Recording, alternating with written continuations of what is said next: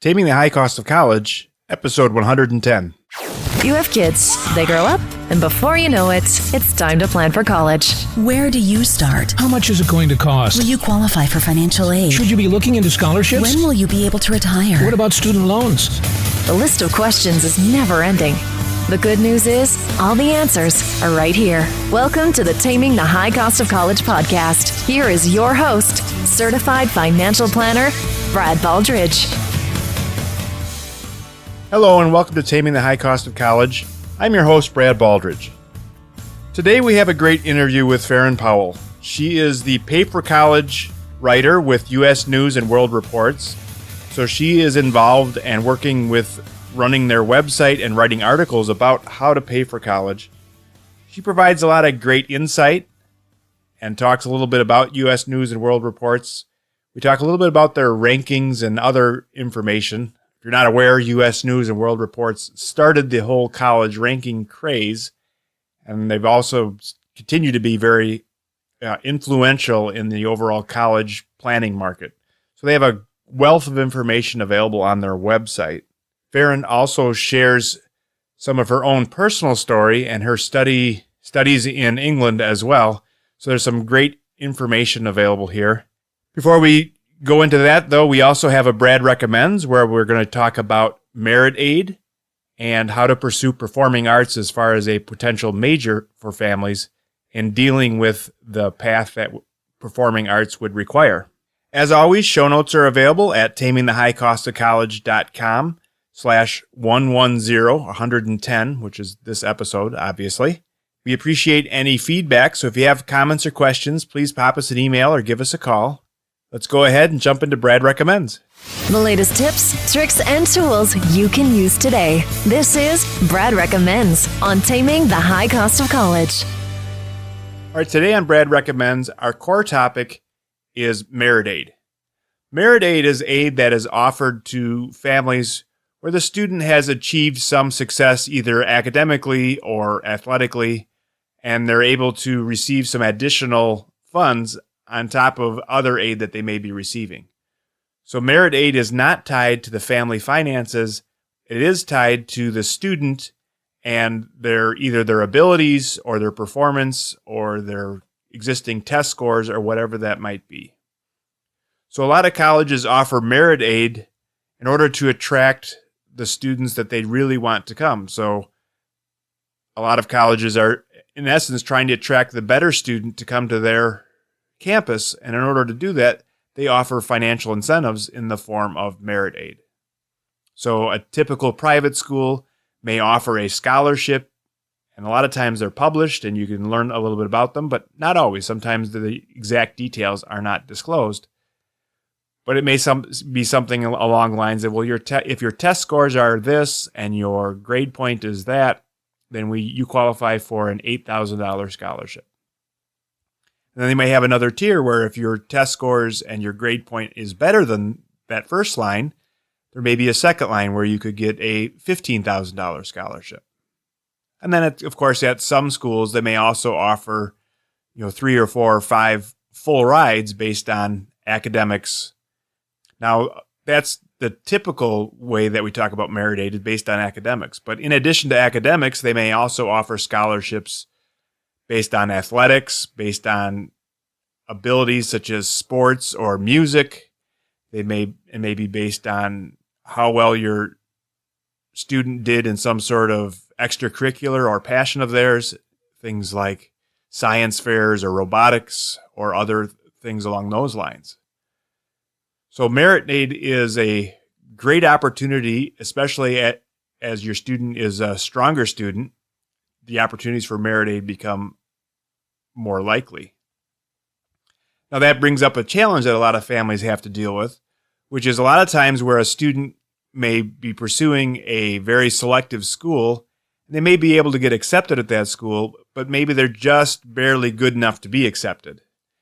In which case, if you're just barely accepted, most of the time you're not going to get much merit aid.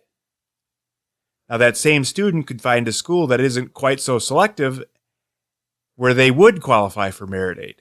And then oftentimes they might be able to find a school that's completely not selective, kind of on the lower end, And that school may offer something approaching a full ride where they get a whole bunch of aid. The challenge for many families is when you have a student, that's a relatively strong student and able to win merit aid at a lesser school, that's not where they want to go. They want to attend the best school that they can. Unfortunately, often if you do that, you end up paying closer to full price for that particular school. So for a lot of families, it's a balancing act of how high up the totem pole do we want to get with the college compared to how much are we willing to pay to be there. And it can be argued that the quality of education at many colleges isn't better or worse just based on their rankings and those types of things. So a lot of parents out there struggle with the philosophy of, well, if I pay, do I have to pay an extra $20,000 or $30,000 a year for this name brand instead of going to an equally quality school perhaps, but just doesn't have as strong a name? And that, of course, is a family decision, and you need to kind of make that decision understanding what your other options are.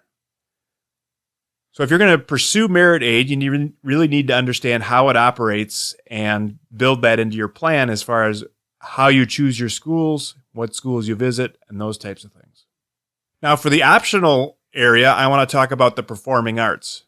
Performing arts is one way that you might be able to qualify for merit aid. The challenge with performing arts is the path is a little bit different in that you may have to do auditions or other things in order to demonstrate your skills, whether it's music or singing or dancing or acting, the various performing arts that are out there. So if you have a student that's considering studying some performing arts while they're in college, they need to understand that they may need to audition at particular colleges.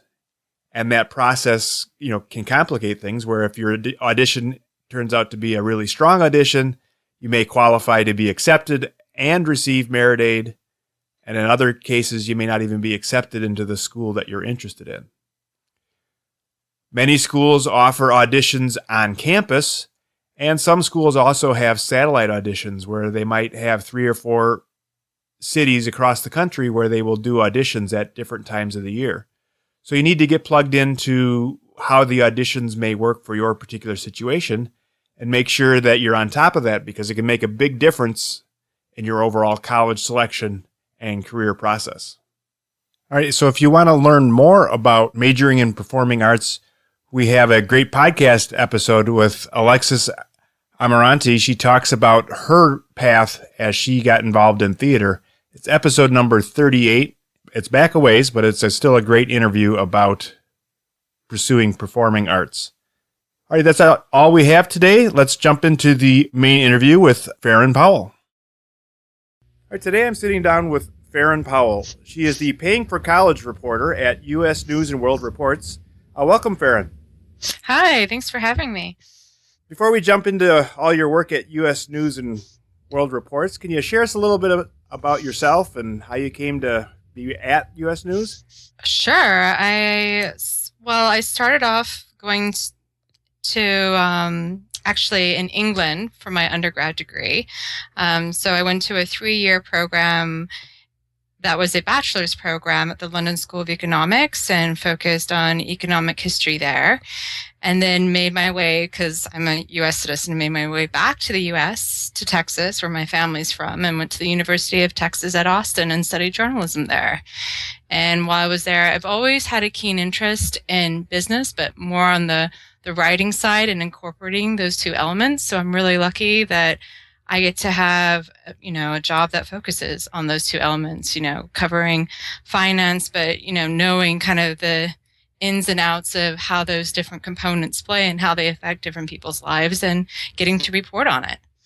Wow, great. So in your endeavors at U.S. News, obviously can you give us an idea what a typical reporter does as far as how often are you writing? Are you traveling the world? Is it glamorous as what's on TV, or is it a little different than that? Well, prior working at U.S. News, I worked for our sister publication at the New York Daily News, where I was covering more general news. So that tends to be what people think of reporters covering constant breaking news, where you cover everything from the DNC or RNC or an inauguration, but I'm a beat reporter. So I cover just this specific area, just paying for college, paying for grad school, everything from student loans, 529. So I keep tabs of what trends are going on in the field. I always have, sets of pitches for my editor, and there are certain stories, that I know that I'm going to be working on maybe 3 or 4 weeks in advance of when that story actually runs. So I'm not really doing day-to-day, Plain Lands and the Hudson River kind of coverage anymore. It's more very specific. It's very much, and you'll find that actually for specific beat reporters. So I only cover education for that reason, and it's very much its own specialized beat. Right, absolutely. So I guess let's transition into that. So if you had to guess, about how many articles around college and education have you written? Well, I used to write articles for TheStreet.com before coming to U.S. News as well. So maybe more than somewhere near 100 so far. Right. So it's something that you're doing day in and day out. So, all right. So let's talk a little bit about some of the articles and ideas that you've come across, because I think a lot of things that you've uncovered in your work is very applicable to parents today. One of the articles you wrote was schools that claim to meet full need, and I found that pretty interesting. And first of all, can you kind of define what that means, and then let's talk about why parents should care. Well, your full demonstrated need, different schools have different ways of determining full financial need or determining what your need is. And that usually when you hear that terminology, it refers to need-based aid. And some schools will just rely upon the FAFSA, the free application form for federal financial aid. And some schools will ask you to provide a CSS profile in addition. Typically, those are the private schools. But almost every single school you apply to, where you're looking for federal financial loans and where you're looking for aid, they use the FAFSA for determining that aid. And so what happens when they're looking, each school has its own individual formula for how it determines that they met your full need. So maybe a family of 4 that makes $40,000 per year that applies to Harvard, that has a really, really excellent student that probably can't financially afford the tuition and the living costs. Well, they'll come up with a package through work study, through grants that the school has, and through loans to put together a whole package that comes up that they say will meet your full demonstrated need in terms of cost, in terms of books, room and board and tuition for meeting that school year. Okay. And there's about more than 60 schools that claim or report to meet full financial need in the U.S. Right. So these schools tend to be more generous, or can be more generous, especially if you have a high need. So yes, they're for high need, and they typically are private schools. There's only 2 public schools on the list. That's University of Virginia and University of North Carolina at Chapel Hill, according to our list that's current from our best colleges that came out last September. Right. I mean, what else do these schools have in common? I think in the article you mentioned that they're relatively high on most of the lists that they tend to be highly ranked, and they also, about almost around half of them tend to have a need-blind admissions. And usually the schools that typically a school that has need-blind admissions policy usually has a fairly large endowment.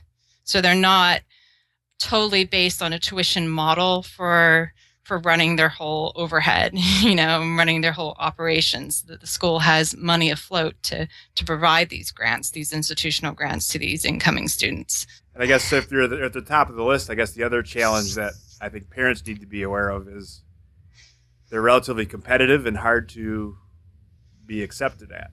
That's true.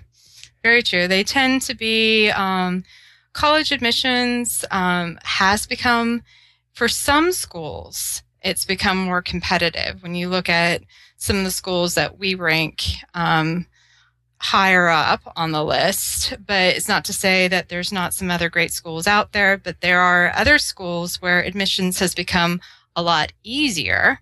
actually, because so many students are applying. At least the average applications tend to be at least 7 or more to schools. And so, with having a higher pool of schools that students are applying to, there's no guarantee that that student's probably going to enroll at that particular institution. So your probability of being accepted at some other schools might be a lot higher. So I guess there's an article that you wrote and also a map that we will put some links into that kind of show those schools.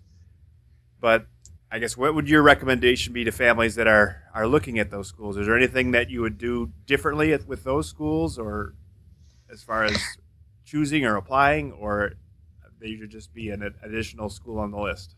Each student, there's the cost factor, and there's always, as many administrators will tell you, there's also the fit factor of where that student is going to excel. And is that a school where, even though, someone may say, this is such a highly ranked school you should attend, it may not be the best fit for that student.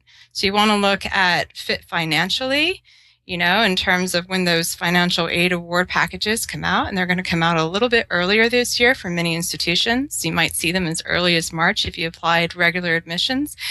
Compare different financial aid awards, but also look at other things in terms of does what you want to study fit at this school? Maybe you would be better served at a larger university if you were interested in going into veterinarian sciences for grad school work. So really look at the programs as well. Right, absolutely. So you had just mentioned another topic I wanted to get into a little bit, which was you mentioned that financial aid awards may come a little bit earlier.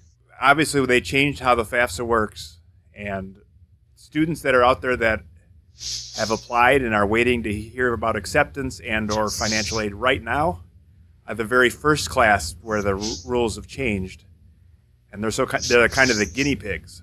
So what have you heard out there, and you're working with schools and going to conferences and that kind of stuff, as far as how the colleges are going to do things differently? Well, some of the colleges moved up their deadlines, and the Department of Education said that kind of didn't want them to do that, but you'll see some schools, actually there were a few schools in Florida that did that, that moved up their deadline from, what they would have in the spring to, as early as December 1st as a priority deadline. Not saying that they still won't look at your application, but they have a priority deadline. Because some of the schools moved up their deadlines, and because the Department of Education also gave schools the Pell Grant schedule much earlier in the year, they gave it to them fairly early last fall, they were able to start to package their awards much sooner than in years previous. They're also working off of a verified tax document. That's the primary difference. And if that sounds convoluted, it pretty much is. But what that is the FAFSA, the Federal Financial Aid Form that determines financial need, has a change where you're no longer basing on an estimated value. You're actually using your taxes from 2 years back. And because of that, the schools feel a little bit more confident in giving, not having to do a second revision on those awards, and being able to know that that's what the information is reported. They're going to package those awards earlier. So for those who applied early action, they might have a more verified award than just kind of an estimated award. For schools that are even public, they're getting those award letters out much earlier, sometimes 6 weeks, 8 weeks earlier than usual. So, expect some of your financial aid award letters, if you applied regular admissions, to appear as early March. Right, absolutely. So to put it in context, a year or two ago, when students were applying, they couldn't fill out the FAFSA till January at the earliest, and most of the time it was February by the time you had it done, which didn't give the colleges a whole lot of time to turn around and work with that data and create an offer. So a lot of times offers weren't coming until early April, and then May 1st is when you had to make your decision as to what school you're going to. Correct. Right. And part of the move was also to give families more time, because college is such a a big expenditure. I mean, I remember talking to one of my experts saying, it used to be the equivalent of buying a car, and now it's the equivalent of buying a house. So it's, such a big investment for students and their families that getting these awards earlier to compare, which school is a good financial fit is important. So many of these schools, in packaging these awards earlier, are getting these awards out almost at the same time as they're giving out the acceptance letter. And in fact, the University of Florida, that's their plan that they say is to have, the award letters come out almost within a week of the acceptance letters. Right. Okay. I guess what are some of the unintended consequences of this change, though? Have you heard many colleges talking about things like, what if your income has changed in that 2-year period, and how they're going to handle some of that kind of thing? Well, if you reported a different income for the 2016-2017 year that was based on an estimate versus because you're using the same tax year, and their ability to do these packages earlier, instead of using an estimate of last year's taxes, it's the verified taxes from 2 years ago. So this is the only year where the same tax year is being used. So if there was any discrepancy before the school can allocate any more awards, they actually have to resolve any disparity between what was reported and what was actually verified. So some students may see an actual diminishment in their awards. This is not going to affect prospective students or incoming freshmen. This is an issue that will happen, and it's a 1-year issue pretty much that will happen to current students.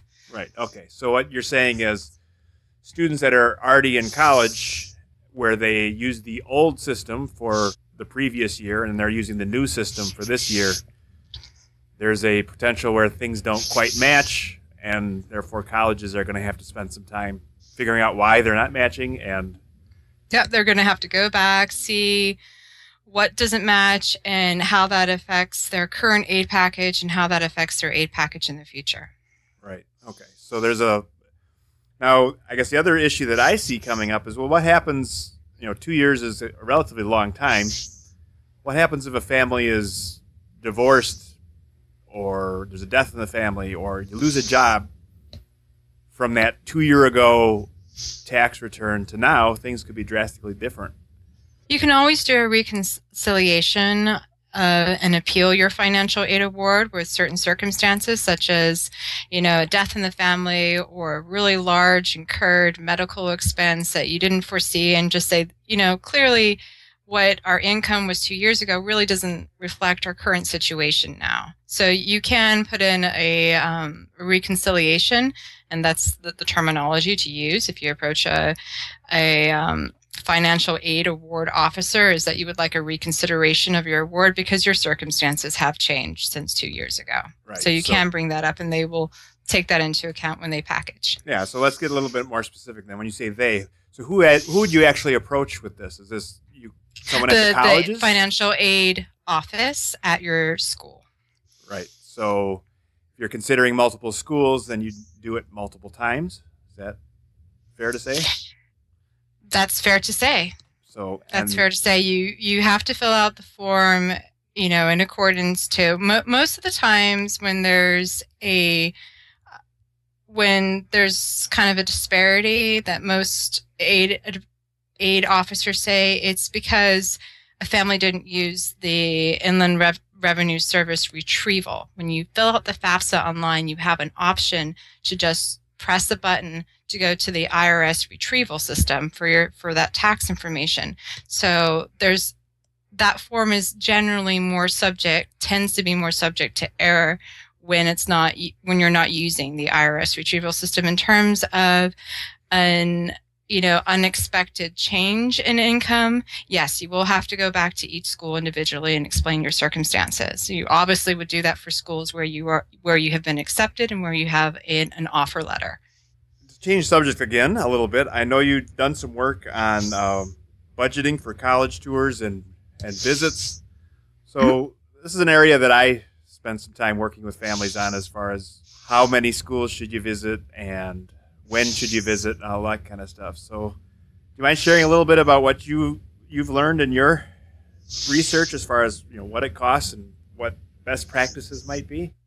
The cost can be really all over the board in terms of what a family can pay or thinks they want to have budgeted. Wealth advisors will tell you that a good rule of thumb is to sock away at least $2,000 for the idea of a college tour. But if you can't visit schools out of state, which is the reason why why you see that $2,000 figure for just visiting maybe 6 or 7 schools out of state, and anytime you go on an airplane, it's going to bump up the cost. You can always go locally. In fact, one of the first good ways of starting off is to start locally. See what a national liberal arts college looks like that's near you. See what a public university looks like that's near you. So you get a sense of what types of schools are a good fit for you so that you can actually narrow your short list. And then by the time if you go out of state to look at a school, you've really narrowed it down and you have a better idea of a school where you want to attend.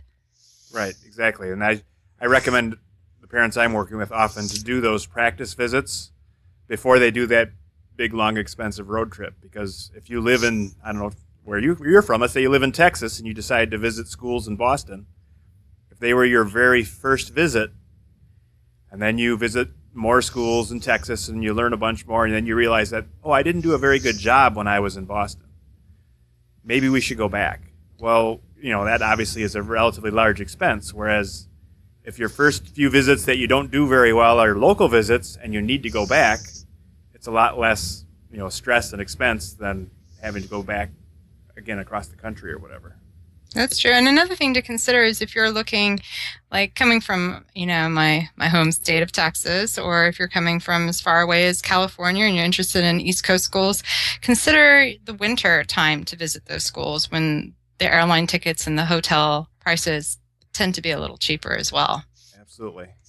All right. So let's talk a little bit about U.S. News and World Reports, because I think you guys call yourself a magazine anymore, or what's the official term now that you're no longer publishing?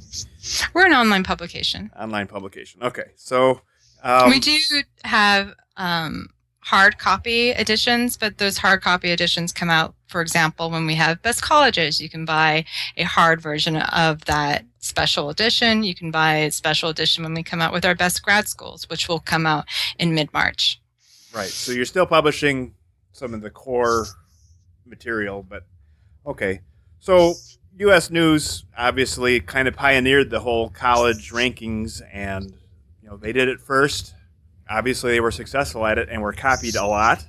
What has your experience been with how families interact with the list, and what's your recommendations about dealing with the list and that type of thing? Well, even here at U.S. News, we have kind of a different section within our department of how we handle data and how we handle the editorial side. I'm strictly editorial, so all the rankings, all the data that's submitted by the schools is all handled by our data team, which is separate from editorial.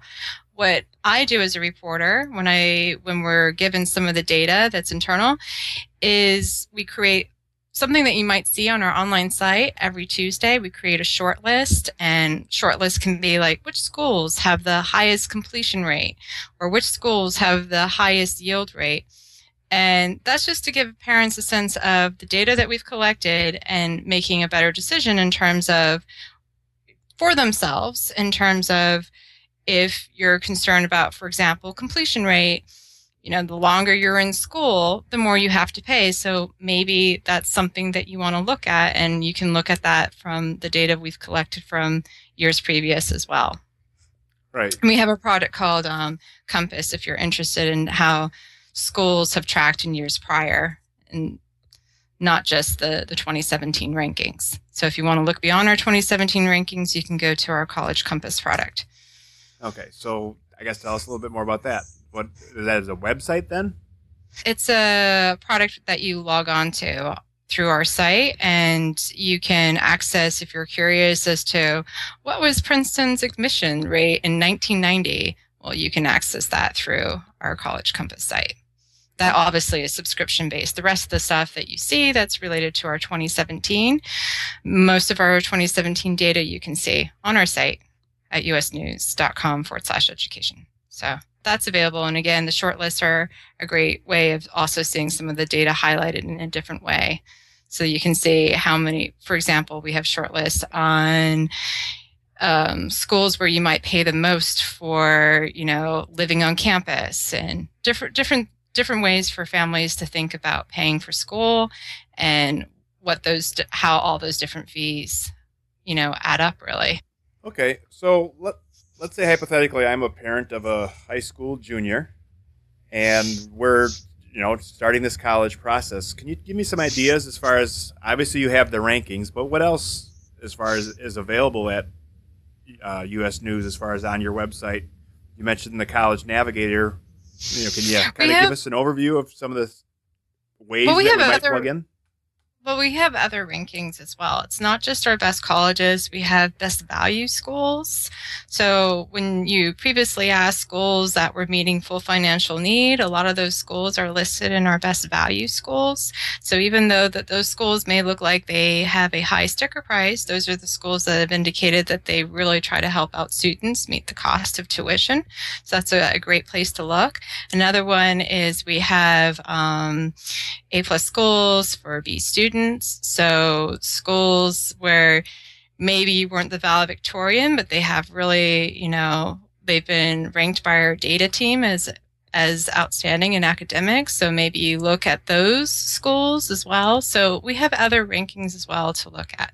Okay. And then College Navigator, and then obviously you guys in the editorial department, you're putting out additional things that can be followed, or how do we plug into what you're doing? Well, there's several beats that the different reporters here have. We have someone who covers the beat for international students or U.S. students. There are more U.S. students interested in going abroad for all 3 years or all 4 years of undergraduate studies, since in some countries the undergraduate studies are only 3 years, like England or Scotland.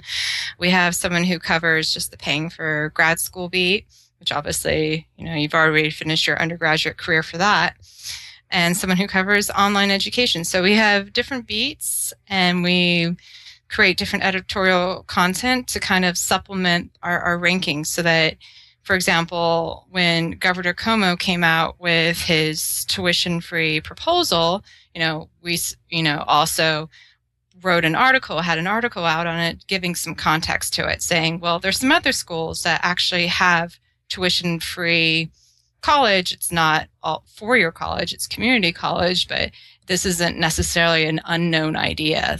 Some states starting 2 years ago have started, putting proposals in place similar to New York and what was proposed earlier this month. Right. So we try to add some context. Does it seem like those free college ideas are getting any traction, or are they just more proposal stage at this point? A lot of those are in proposal stage. The one that you do hear most about that's not in proposal stage is the Tennessee Promise, which guarantees junior college or community college to its residents. So most of the tuition-free colleges where you see that there's been some implementation are community colleges. They're not really for four-year college. That makes what Governor Cuomo proposed, and which will go on into New York legislation later this year and be voted on, fairly interesting, is that he was also proposing it for the four-year institutions. Right, absolutely. All right, well, I think you taught us a ton. Before I let you go, I want to, again, change gears completely, because you mentioned studying abroad, and I guess now twice. You did it personally, so do you mind sharing a little bit about what your experience was like, and would you recommend it, and that type of thing when you studied? And I don't remember where it was, somewhere in England, you said? Yes, I studied at the London School of Economics in the capital city in England. And the thing about studying, especially in a country like England, is that the application process is a little different than the U.S. They really do pay a heavy emphasis on your advanced placement exams. So if you're interested in a European university, such as the universities in Britain, for example, you're really it's going to be very heavily based on your exam results. They don't necessarily look as heavily at your GPA. So they may say, well, if you're interested in studying economics at LSE, we want you to have 5 APs and we want you to have no score lower than a 4 on any of them. And they'll, that's what the rules are. And you might have to wait until the summertime to actually know if you've been accepted for that reason, because the AP scores don't come out until midsummer. So you might be waiting a little bit longer than knowing your acceptances in the U.S. The other thing is you have to be really sure you want to study what you want to study, because the program is only 3 years, which can be a really good thing. You don't have to do a course in health work or some of the general courses you do as a freshman at many U.S. schools. You go straight into the subject that you wanted to study. So for those who just really want to study the topic that they want to sit down and do and not have to meet different sort of, requirements like foreign language or whatever it is, well, it's a system that's geared towards being single tracked in that way. But it's also not as broad as the U.S. 4-year experience. So, there are their differences. They have their pluses and minuses. Right. So then, as far as the U.S., and once you come back to the States with a foreign degree, is there any issues or, obviously then you went on to grad school, correct? I worked a little bit. I worked for 1 year in Washington, D.C. at a think tank.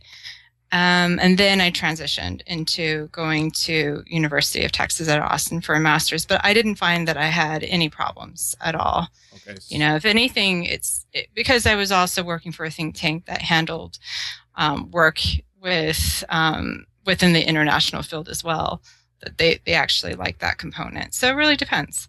Right. I just wondering, you occasionally on TV, you hear about somebody that got their degree in some foreign country at a university that didn't really exist, or the quality of said education is known not to be good. Is there a way to verify that, what you're paying for is quote unquote legitimate? It really depends on the schools you go to. I think, in a global world, more and more of these schools like Edinburgh or St. Andrews are becoming more popular with U.S. students. And as they become more popular with U.S. students actually applying and attending, more people in the U.S. will hear about them. I think the main problem comes from if you're doing a law degree or if you're doing kind of more graduated studies in terms of coming back to the U.S., like medicine, for example, where it's difficult to get a residency program back into the U.S. once you've studied at a medical school and abroad. So, it tends to be, if you do a graduate program where the credentials and some of the exams that you have to take to come back to the U.S. might be more problematic. But for a bachelor's degree at a university that someone may have heard of, like whether it's UCL or Oxford, which are very competitive in the UK, it might be a totally different story. So I guess take me back to your high school days. When did you start thinking about considering something as, I would have to guess that it's relatively unusual. I don't know of anybody that's intentionally studied for their entire undergrad. I know a lot of study abroad programs where you go for a semester or a year, but you essentially used their system completely. Well, I also went to an American high school in London. So I pretty much just stayed. I lived 2 miles away from my parents when I was going to university. So I pretty much stayed home to a certain degree, if you think of it that way. But it's for those who are, maybe from Fairfax County, Virginia, and they're applying to UCL. That may have been unheard of 10 years ago. It's not really unheard of these days. The application volumes from U.S. students, according to different British agencies, they are up. They have increased, and they're increasing year over year. Mm-hmm. Right. So there is interest. Right. Just study abroad programs in general have not study abroad programs, but for the actual full degree. Right. No, I agree. But study abroad programs have exploded in the last 20 years, and international studies of all sorts, I think, is, again, as you mentioned, because it's a global world now, I think there's a lot of international corporations that can appreciate having employees that studied all over the world, because they're going to end up working all over the world too. That's true. They like to hear people's different interests too, different interests when you come into the job market. It makes you unique when you're sitting down and talking during that first interview as well. All right, well, we learned a ton. If people want to learn more and or get in contact with you or follow you, are you out there on social media, or how would people connect? You can connect with me with my Twitter handle, which is Farran Powell. So direct message me, retweet me. Okay. Definitely always interested in hearing what other people's insights are in terms of applying for school, because it also helps me gauge, future stories as well. Great. I really appreciate all the great information, and we'll stay in touch. All right. Thank you, Brad. Thank you. All right. That was a great interview with Farran. Hopefully you learned a bit. I know I did. And let's talk just a brief minute about the U.S. News and World Report's website. They have a lot of great rankings and that type of thing as far as best schools and top schools and best schools for the B student. It's a great place to get a lot of great information. And I think a lot of families can start there and certainly use that as a piece of their research. But don't, rely on, again, a lot of families out there may say things like, well, this school is ranked 7 spots better than that school, and therefore this is the better school. And I think for most families, finding a school that's a good fit is much more important than where the school ranks overall in their particular field, or, top universities or whatever ranking system you might be using. So don't get too hung up on the rankings, but again, often it's a place to start where you can find schools that are well known for particular majors, or just schools in your area that are considered the top regional schools. And again, there's lots of good information there. Spend a few minutes on their website, but then always, take it to the next step and continue to work on finding schools that are a good fit, etc., beyond just how they rank and how they compare on a chart somewhere. All right, that's all we have for today. I appreciate you listening, and we'll see you next week. Thank you for listening to the Taming the High Cost of College podcast. Now it's time for you to take action. Head to tamingthehighcostofcollege.com for show notes, bonus content, and to leave feedback for Brad. The next step on your college journey starts now. Brad Baldridge is a registered representative of Cambridge Investment Research and an investment advisor representative of Cambridge Investment Research Advisors, a registered investment advisor. Securities are offered through Cambridge Investment Research Incorporated, a broker-dealer and member of FINRA and SIPC. Brad owns 2 companies, Baldridge Wealth Management and Baldridge College Solutions. The Baldridge companies are not affiliated with Cambridge Investment Research.